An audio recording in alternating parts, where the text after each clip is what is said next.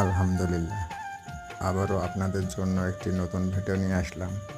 গ্রাম্য সময়কালীন জিরা ধানে কী কী সমস্যা হয় এবং কী কী বীজ দিলে সবচেয়ে ভালো ফলন আশা করা যায়। আমার চ্যানেলটি ভালো লাগলে অবশ্যই লাইক, কমেন্ট, শেয়ার এবং সাবস্ক্রাইব করবেন। আমি প্রথমত ইনতেফা কোম্পানির জাহিম এবং জাহির বীজ দিতেছি। এরপরে সিনজেন্টা কোম্পানির অ্যামিস্টার টপ বীজ দেবো। এই তিনটা বীজ একসঙ্গে দিলে মাজরা পোকা এবং পচন থেকে ধান ভালো থাকবে। প্রথমে জাহির বীজ মিক্সার এবং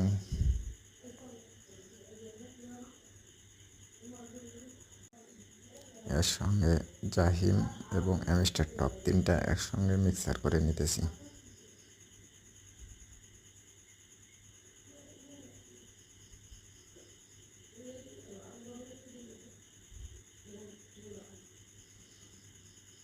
এই তিনটা বীজ আমরা প্রথমত ভালোভাবে মিক্সার করে নেব।